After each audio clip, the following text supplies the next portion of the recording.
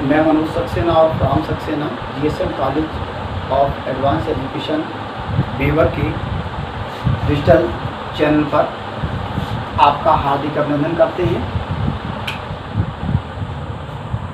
आज पुनः एक नए वीडियो के साथ में इनकम टैक्स पर ही ये वीडियो है। कल तक मैंने आपको बताया था कि अलाउंसेज भत्ते कौन कौन से कर मुक्त होते हैं, कौन से पूर्णतया कर योग्य होते हैं। अब रह जाते हैं ऐसे भत्ते जो कुछ सीमा तक तो कर मुक्त होते हैं, उसके बाद कर योग्य हो जाते हैं। इनमें सबसे पहले हमारा भत्ता आता है house rent allowance. House rent allowance हमारा क्या होता है, इसे शॉर्ट में कहते हैं HRA। तो मकान में जब कर्मचारी रहता है तो या तो अपने मकान में रहेगा या किराए पर लेकर रहेगा। यदि कोई कर्मचारी अपने मकान में रहता है या ऐसे मकान में रहता है जहां उसको किराया देना नहीं होता है, तो ऐसी स्थिति में जितना भी HRA मिलेगा वो पूरा का पूरा टैक्सेबल होगा। ठीक है। अब दूसरी स्थिति कि जब कर्मचारी रहने के मकान का किराया देता है, क्योंकि कर्मचारी की पोस्टिंग जगह जगह होती है, अपना मकान हर जगह तो उसका होता नहीं, तो किराए पे लेके रहता है। तो जब किराए पे लेके रहता है तो उसमें एक कंडीशंस हो गई कि जो तीनों में कम होगा, 3 कंडीशंस हैं, इनमें जो सबसे कम होगा विल बी एग्जेम्प्टेड, यानी वो हमारा कर मुक्त होगा, और जो बचेगा यानी remaining amount will be taxable and added in salary amount. ठीक है। और वो सैलरी में जोड़ी जाएगी और उस पर कर लगेगा। तो सबसे पहले अब 3 शर्तें कौन कौन सी हैं कि एक्चुअल HRA रिसीव्ड, जितना HRA रिसीव्ड हुआ। सपोज करो किसी आदमी को HRA रिसीव्ड हुआ 10,000 रुपया, या अगर महीने पे दिया गया तो ऐसे मान लीजिए 1,000 रुपया महीना मिल रहा है, तो एक्चुअल HRA कितना हो जाएगा 12,000। और वो चेन्नई का रहने वाला है। तीसरी स्थिति देखें कि if accommodation is situated in specified city. Specified city कौन कौन सी है? दिल्ली, दिल्ली, मुंबई, चेन्नई और कोलकाता। ये प्रेसिडेंसी सिटीज कहलाती हैं। इनमें अगर कोई भी कर्मचारी नियुक्त है तो उसकी टोटल सैलरी का 50% यानी आधा, 1/2 एग्जेम्प्ट, वो हमारा यहां पे अमाउंट लिखा जाएगा। ठीक। अब तीसरी स्थिति कि rent paid over 10% of salary. अब जो हमने किराया दिया और हमारी सैलरी का 10% से ज्यादा है, वो हम यहां पे लिख देंगे घटाकर। अब फिर इन तीनों में देखेंगे सबसे कम कौन सा है। जो सबसे कम होगा विल बी एग्जेम्प्टेड, वो कर मुक्त हो जाएगा। और जितना बचेगा, अगर इस एक्चुअल से कम है तो घटाने के बाद जो बचेगा वो, अगर यही कम आई धनराशि तो ये पूरी धनराशि कर मुक्त होगी, और नहीं तो जो शेष बची हुई धनराशि वो कर योग्य होगी और उसके सैलरी हेड में जोड़ी जाएगी। अब समस्या इस बात की आती है 10% ऑफ सैलरी। इस सैलरी में क्या क्या जोड़ा जाएगा? सैलरी में एक तो बेसिक सैलरी, क्या चीज? Basic salary plus dearness salary, और क्या जोड़ा जाएगा? Dearness allowance. अब डियरनेस अलाउंस में एक शर्त होती है कि यदि सेवा शर्तों के अधीन है तो जोड़ा जाएगा, सेवा शर्तों के अधीन नहीं है तो नहीं जोड़ा है। जैसे किसी आदमी को सपोज करो 10,000 रुपया मिल रहा है DA, और उसमें 60% हमारा सेवा शर्तों के अधीन है, तो 6,000 रुपया ही जोड़ा जाएगा, न कि 10,000। उसके बाद कर्मचारी द्वारा उस अवधि में की गई बिक्री पर निश्चित दर से दिया मिला हुआ कमीशन, इन सबको जोड़ लेंगे और जोड़ के 10% और इसी का 50% यहां पे होगा। लेकिन अगर इन 4 शहरों के अलावा कहीं पे उसकी नियुक्ति है तो वेतन का 40% और which ever is least will be exempted. Suppose करो ये हमारा आया 8,000 और ये हमारा आया 40,000। अब इनमें सबसे कम कौन सा अमाउंट है? 8,000। तो 8,000 will be exempted and remaining amount 12,000 में से 8,000 घटा देंगे, 4,000 रुपया हमारा विल बी टैक्सेबल यानी और वो सैलरी हेड में जोड़ा जाएगा। ठीक है, तो इस तरह से HRA हमारा कंप्लीट हो गया। अब दूसरा हमारा होता है, दूसरा अलाउंस होता है EA। जैसा मैं पहले बता चुका हूं लेकिन फिर भी आज पुनः आपको बता रहा हूं।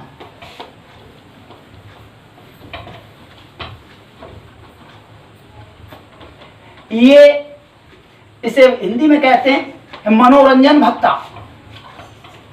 मनोरंजन भत्ता, मनोरंजन भत्ता क्या होता है कि बड़े बड़े, इसे हम सत्कार भत्ता भी कहते हैं। ये ग्राहकों को यानी कस्टमर को जो है उनके सम्मान के लिए दिया जाता है कि आपके पास कोई क्लाइंट आ रहा है, कोई कस्टमर आ रहा है तो उसका आप सम्मान कैसे करेंगे, तो उसके लिए जो खर्चा मिलता है वो हमारा होता है मनोरंजन भत्ता। ये प्राइवेट सेक्टर में तो दिया ही नहीं जाता है, ये केवल गवर्नमेंट एम्प्लॉय को ही दिया जाता है। कौन सा? EA, entertainment allowance. अब उसमें भी 3 शर्तें हैं। पहली शर्त कौन सी है कि जो सबसे कम होगा, कौन सा? Actual EA।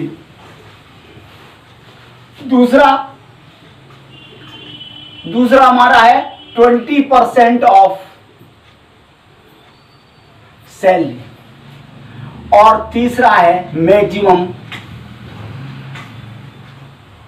लिमिट। वो मैक्सिमम लिमिट हमारी कितनी है? 5,000 रुपए।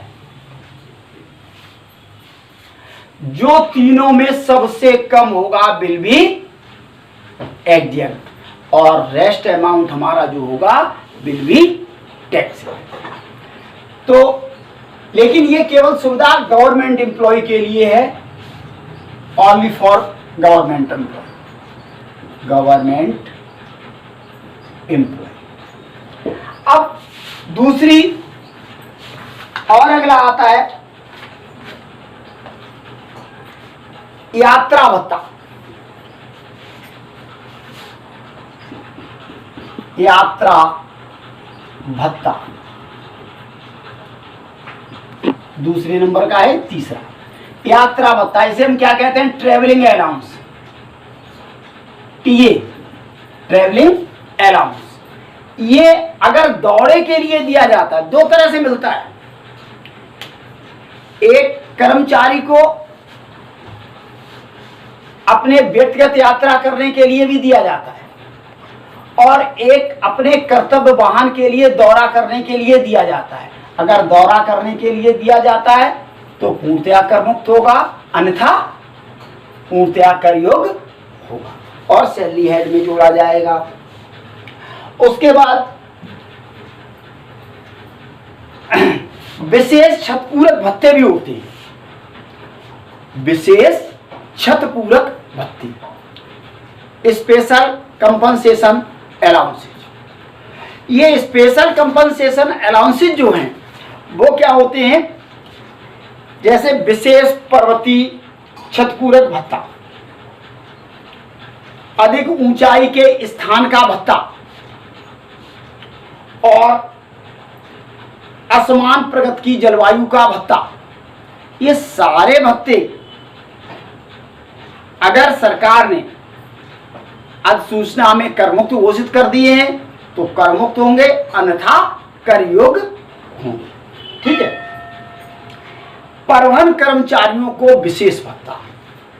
अब आप कहेंगे परिवहन कर्मचारी कौन से होते हैं? परिवहन कर्मचारी जो रोडवेज में है या रेलवे में है, ये सब परिवहन सेवाएं हैं। परिवहन सेवाएं कई हैं, या आपकी वायुयान सेवा यही परिवहन सेवा में ही आती है। तो तीनों सेवाओं में क्या होता है, किसी व्यवस्था में सेवारत कर्मचारी को वाहन के एक स्थान से दूसरे स्थान तक जाने के दौरान वाहन पर ड्यूटी करते समय निजी व्ययों की पूर्ति के लिए एक भत्ता दिया जाता है जो निम्न में से कम होता है। कौन कौन सा?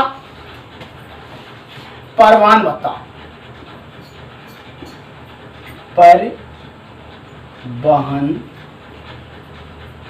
भत्ता। परिवहन भत्ता क्या है कि वो भत्ते का 70% जो परिवहन भत्ता मिलता है, यानी अलाउंस का 70% और या 10,000 रुपया महीना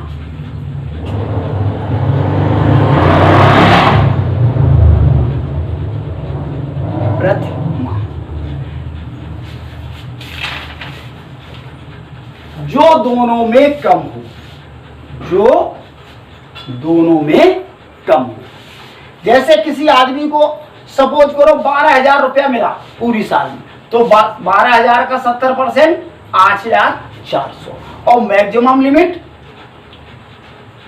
10,000, तो ये 8,400 तो कर मुक्त हो जाएगा और 12,000 में से जो बचा हुआ अमाउंट है बिल भी टैक्सेबल। अब अगला आता है शिक्षा भत्ता। शिक्षा भत्ता इसे हम कहते हैं एजुकेशन अलाउंस। किसी कर्मचारी के केवल 2 बच्चों को ही यह भत्ता दिया जाता है, 2 बच्चों के लिए। अगर 2 से ज्यादा हैं तो भत्ता सरकार उपलब्ध नहीं कराती है और वो है 100 रुपया प्रति माह। 100 रुपया प्रति माह एजुकेशन अलाउंस है, एजुकेशन अलाउंस 100 रुपया प्रति माह और प्रति बच्चा अधिकतम 2 बच्चे। किसी के 3 बच्चे हैं, 3 का नहीं मिलेगा, केवल 2 का ही मिलेगा। जैसे कि जो भी मिला उसमें 100 रुपया प्रति माह बच्चे के हिसाब से 2 बच्चों का कम हो जाएगा, बचा हुआ शेष अमाउंट आपके उसमें जोड़ दिया जाएगा वेतन में और वह पूर्णतया कर योग्य होगा। ऐसे ही भूमिगत भत्ता। आप कहेंगे भूमिगत भत्ता क्या होता है? जो कर्मचारी खदानों में काम करते हैं, किसी खदान हो, जैसे कोयले की खदान है, तो कोयला निकाली जब वो नीचे जाते हैं निकालने के जमीन के अंदर, तो काम करने वाले कर्मचारियों को भूमिगत भत्ता भी दिया जाता है। ठीक है। इस तरह से बहुत से ऐसे भत्ते हैं जो आपको कुछ सीमा तक कर मुक्त होते हैं, कुछ सीमा तक उसके बाद वह कर योग्य हो जाते हैं। देखते रहिए हमारा अगला वीडियो। अब मैं आपको अगले वीडियो में बताऊंगा परक्यूजिट, अनुलाभ। अनुलाभ क्या होता है मैं आपको शॉर्ट में बता दे रहा हूं। अनुलाभ वो होते हैं जब कभी नगद भुगतान नहीं किया जाता बल्कि सुविधाएं कर्मचारी को उपलब्ध कराई जाती हैं, जैसे नौकर की सुविधा, गैस बिजली पानी की सुविधा, कार की सुविधा, किराए से मुक्त मकान रहने की सुविधा। ये सारी सुविधाएं आपकी परक्यूजिट में आती हैं, जिसका हम लोग अगले वीडियो में जिक्र करेंगे और अध्ययन करेंगे।